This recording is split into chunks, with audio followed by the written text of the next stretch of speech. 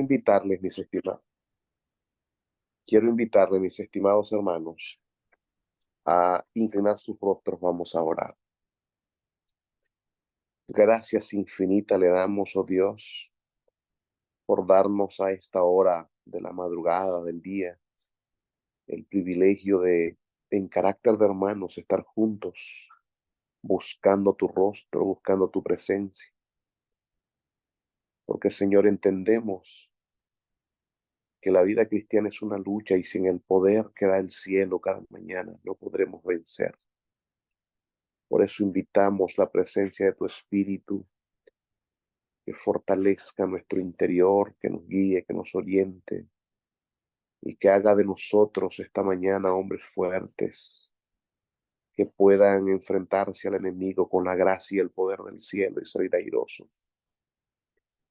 Que al estudiar tu palabra, Señor, que ella pueda ser de alimento y de fuerza para nuestra experiencia espiritual.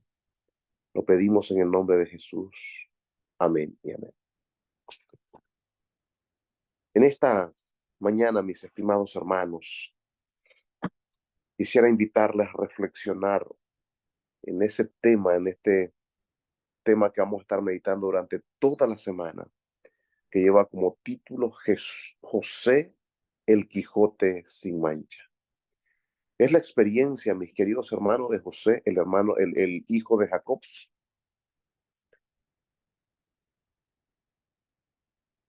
En el año 2002, reunieron a 100 de los hombres más versados en la literatura, y entre las tareas que se le dieron a estos hombres estaba el que según sus criterios ellos pudiesen definir cuál era la obra de ficción mejor escrita a través de todos los tiempos. Estos hombres famosos, renombrados, entre los cuales habían 4 premios Nobel de literatura, llegaron a la conclusión de que la mejor historia de ficción jamás escrita, por encima de Shakespeare, de Dostoyevsky, ellos dijeron que era El Quijote sin mancha. El Quijote sin mancha fue la obra literaria que no tuvo comparación en la historia de la literatura. Y a mí me gustaría comparar la vida de José, que viéramos la vida de José desde esta perspectiva, porque no existe en el Antiguo Testamento una mejor historia que la historia de José. José, mis estimados hermanos, era un Quijote en su generación, solo que un Quijote sin mancha. Y me gustaría presentarles 5 marcas en la vida de José que hicieron de José una vida singular, una vida especial. Quizás en esta mañana solo veremos 2 de ellas y mañana por la madrugada veamos las otras 3. Pero podríamos decir entonces que en primer lugar, en la vida de José, la primera marca que nosotros vemos en la vida de José es la marca de la soberanía de Dios. Dios es soberano, no solo en el universo, sino que es soberano en tu vida y lo es también en mi vida. Y esa lección la aprendemos de la experiencia de la vida de José. Mire usted, en Génesis 50:20, es el reencuentro de José, la vida de José está llegando a su final. Se reencuentra con sus hermanos. Sus hermanos están temerosos y José les dice en el versículo 20, vosotros pensasteis mal contra mí, mas Dios lo encaminó para bien, para hacer lo que vemos hoy, para mantener en vida a mucho pueblo. Están notando ustedes cómo José pudo entender que sobre cualquier decisión de los hombres, sobre cualquier intención de los hombres, más allá de todo lo que el hombre pueda planear contra ti o a favor de ti, más allá de cualquier circunstancia, la soberanía de Dios siempre será la que se imponga en la vida del hombre. José dice, ustedes planearon mal, ustedes pensaron mal, ustedes planearon destruirme, ustedes quisieron arruinarme, pero Dios lo encaminó para bien. La vida de José estuvo plagada, llena de problemas. Y si usted leyera la historia de José sin conocer su final, usted podría decir, pobre muchacho, va a terminar arruinado con tanta problema y dificultad. Pareciera que en su vida nada le sale bien. Pareciera que en su vida todo va de peor a peor. Pero cuando José mira hacia atrás y ve todas las circunstancias difíciles que vivió y que en su momento de dolor no entendió, pensó cuando estaba pasando por el valle del dolor y la muerte, pensó que Dios se había equivocado, que Dios lo había abandonado. Pero ahora que pasa el tiempo y José puede ver todo lo que Dios ha hecho con él puede ver hacia atrás y decir, Dios nunca se equivoca. Muchas veces nosotros no entendemos a Dios. Mire cómo actúa Dios. Dios preparó a Moisés en el palacio para usarlo en el desierto. Y preparó a José en el desierto para usarlo en el palacio. Están viendo que es difícil entender muchas veces a Dios, pero no es tan importante entender a Dios. Lo importante es entender que Dios va escribiendo nuestra historia en base a su soberanía. Lo que significa, mis estimados, es que Dios nunca pierde el control de nuestras vidas. Dios nunca pierde el control de nuestras circunstancias. ¿Pensaste alguna vez que tu vida está fuera de control? Estás pasando por circunstancias que nunca pensaste pasarías y sientes que quizás Dios se olvidó de ti o se equivocó contigo. Dios permite cosas en tu vida que son las mismas que tú elegirías si conocieras tu futuro. Lo que pasa es que como no conocemos nuestro futuro, entonces no entendemos muchas veces por qué pasamos circunstancias. Y Dios va permitiendo cosas en la vida de José que él no las entendió, pero que Dios lo estaba preparando para un momento especial que llegaría 20 años después. ¿Quién sabe si toda la situación difícil que tú estás pasando hoy son las que Dios está preparando para un momento especial en tu vida?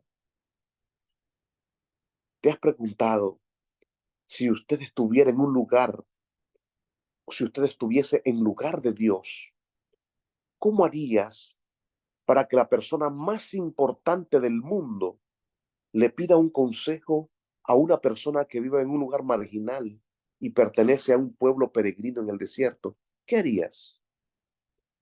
¿Cómo harías para que un máximo líder de una potencia mundial como lo es Joe Biden le pida un consejo a un muchacho que se está criando en una de las colonias marginales de la López Arellano, una de las colonias más complejas de la ciudad aquí de San Pedro Sula? ¿Cómo harías para que ese muchachito que se está criando en ese lugarcito terrible pueda aconsejar al hombre más grande de la potencia del mundo? Y esa era la situación con José. Dios tenía que poner a la persona más poderosa del mundo, al faraón de Egipto, cara a cara con José. Un muchachito que vivía junto a su familia como peregrinos en un desierto. Y entonces Dios tenía que permitir que ocurrieran cosas en la vida de José para poderlo preparar para ese momento, para esa ocasión. Y Dios en su soberanía llevó a José por el camino para que ese día lo encontrara bien preparado. Por eso permitió que sus hermanos lo odiaran, que sus hermanos lo vendieran. Por eso lo hizo pasar por el mercado de esclavos. Por eso lo hizo pasar por la casa de un general del ejército de los egipcios. Y después de algunas circunstancias difíciles e injustas en la casa de Potifar, lo hizo pasar por la cárcel. Pero fue ahí en la cárcel donde se encontró con la única persona que podía abrir la puerta del palacio. Y esta persona estar dispuesta para hacerle un favor y decirle, voy a hablar con el rey, y después olvidarse. Y 2 años después, precisamente cuando se necesitaba del consejo de José, en ese momento recordarlo y traerlo al palacio. De modo que la única persona que podía presentar en el palacio a José, lo conoció en la cárcel. Y después de esos eventos, la persona más importante del mundo estaba ahí, frente a frente a José, el faraón de Egipto pidiéndole un consejo a José. Eso es la soberanía de Dios, mi hermano. Así Dios va guiando tus pasos. La fidelidad de Dios es el único atributo que para entenderlo tenemos que leerlo en hebreo, es decir, de adelante para atrás.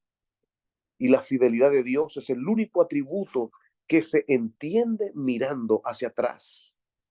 Siempre que se proclama la fidelidad de Dios, se hace en retrospectiva, es decir, uno mira hacia atrás, y cuando José mira cómo Dios estaba en su vida en los momentos difíciles y que en su momento no los podía entender, pudo decir, Dios es fiel. El Salmo 92, 1 y 2 dice, bueno es alabarte, Jehová, y cantar salmos a tu nombre, oh Altísimo. Y el versículo 2 dice, y anunciar por la mañana tus misericordias. Escuche bien, las misericordias se anuncian hacia adelante, por la mañana hacia el día. Pero dice, continúa diciendo el texto, pero tu fidelidad, anunciarla cada noche. Es decir, la fidelidad de Dios se ve hacia atrás en retrospectiva, y cuando uno ve toda la forma como Dios lo ha guiado en el pasado, uno puede decir, grande es tu fidelidad. Y ahí estaba José, un poquito antes que llegara la noche en su vida. Él pudo ver hacia atrás y confiado pudo decir, Dios es fiel. Dios tuvo el control de mi vida, aun cuando yo no entendía, aun cuando las circunstancias me eran sumamente dolorosas y contrarias. Dios estaba usando todas estas circunstancias en su soberanía para llevarme donde Él quería que yo llegara. Así que la primera marca que vemos en la vida de José es la marca de la soberanía de Dios en la vida. Dios es soberano en tu vida y te va a llevar por donde Él sabe que tú debes, a donde Él sabe que tú debes llegar. La segunda marca en la vida de José, mis queridos hermanos, es la marca del sufrimiento. Si usted lee los 14 capítulos dedicados a narrar los episodios de la vida de José, usted va a encontrar a José llorando en 7 ocasiones. 7 veces José lloró, y ustedes saben el número 7 qué significa. Significa que José lloró muchas veces, José sufrió muchas veces. La vida de José fue muy dura, y toda persona que va a llegar a ser un líder, un héroe en la vida, tiene que pasar por las marcas del sufrimiento. Si lees el capítulo 35 de Génesis, vas a encontrar cómo él sufrió. Te resumo un poquito la vida de José narrada ahí. José tenía un padre que a ti y a mí no nos gustaría tener. Quizás fue el padre que tuvimos, pero no era el padre que nosotros elegiríamos. José creció en un hogar donde su padre tenía 12 hijos varones con 4 mujeres diferentes. Y esto había creado una tensión, un pleito, un ambiente desagradable. Y José tenía que estar ahí viendo todo eso. El capítulo 30 nos narra un episodio hasta por qué razón peleaban estas mujeres. Dice que el hijo mayor de una de las mujeres encontró una fruta llamada mandrágora. Y entonces dice que comenzaron a pelear porque según ellos esta fruta tenía algunas propiedades curativas y se armó y llegó a la conclusión de negociar al hombre una noche por esa fruta. Y entonces, mis queridos hermanos, vemos cómo estas mujeres peleaban y todos estos desórdenes familiares se trasladaban a los hijos. Él era el único de la mujer preferida de Jacob y José y todos los demás hijos, hijos de otras mujeres. Y José vivió ese desprecio, esa situación difícil. Pero no solamente vivió en ese ambiente desagradable, José sufrió la pérdida de tres seres muy amados. En primer lugar, dice la palabra de Dios, que murió Débora, su niñera. Génesis dice, mis queridos hermanos, que había una nodriza que fue la que peregrinó con ellos. Y ella llegó a ser muy amada, muy cercana a los niños. Y estuvo en la casa y especialmente era muy, muy querida, muy amada, estuvo muy cerca de José. Y la niñera murió. Qué difícil fue para José la muerte, pero también murió su abuelito, murió Isaac y de todos los hermanos de José, el único que estaba siempre escuchando los consejos de su abuelo, el único que estaba siempre de su abuelo era José. Y es más, si lees el relato bíblico, te vas a dar cuenta que cuando están enterrando a Isaac en la cueva de Macpela, te vas a dar cuenta que el único que está parado ahí frente al cadáver, frente a la tumba, es José. Pero lo peor estaba aún por llegar. Cuando él tenía tan solo 16 añitos, su madre quedó embarazada y él se alegró porque pensó, por fin tendré un hermanito de papá y mamá, porque todos los demás eran medios hermanos. Pero dice el capítulo 35, versículo 16, dice que después partieron de Betel y había aún como media legua para llegar a Efrata cuando dio a luz Raquel y hubo trabajo en su parto. Y aconteció que como había trabajo en su parto, la partera le dijo, no temas que tendrás también este hijo. Y aconteció que al salírsele el alma, llamó su nombre Benoni, mas su padre lo llamó Benjamín. Y así murió Raquel y fue sepultada en el camino de Belén. Murió también su padre, su madre apenas con 16 añitos quedó huérfano. Y resulta que ahora comienza a ser extraño en su propia casa. Los que son sus hermanos, los que hacen de hermanos no son sus hermanos. La mujer que está ahí, que hace de madre, no es su madre. Y sus hermanos empiezan a rechazarlo. Y su padre, que fue una figura pasiva y siempre ausente, no se involucraba en su situación. La única que podía protegerlo era su madre, pero ahora ya estaba muerta. Son muchos problemas para alguien que empieza a vivir. Quizás has visto en la vida de José un héroe, alguien que nació en un lugar especial, donde todo le favorecía, pero la verdad no fue así. Y quiero decirte, mi estimado hermano, hermana, que así es como se forman los héroes a prueba del dolor. La única palabra que éxito está separada del sacrificio es en el diccionario.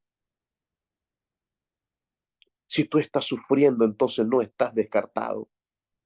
Nunca renuncias a las circunstancias difíciles. El sufrimiento que muchas veces embarga nuestras vidas y a las que con gusto renunciaríamos son las que muchas veces nos preparan para enfrentar los desafíos del futuro. Por eso, si estás pasando por un momento difícil de dolor, no renuncies.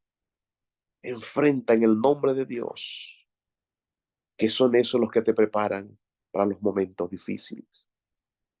Y José, hemos visto entonces hasta ahora que José tiene la marca de la soberanía de Dios y pasó por la marca del sufrimiento.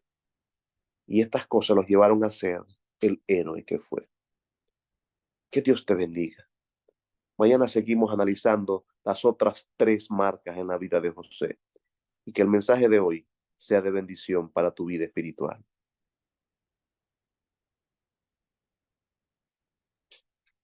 ¿Nos ayuda con una cortita oración para cerrar, pastor, por favor? Infinitas gracias, mi Padre, porque sabemos que tu mano está guiando nuestras vidas. Y aquellas circunstancias difíciles por las que pasamos, ayúdanos a entender que son el proceso de formativo por el cual tú nos estás llevando para llegar a ser los hombres y mujeres que harán mucho bien a esta sociedad. Lo pedimos en Jesús. Amén.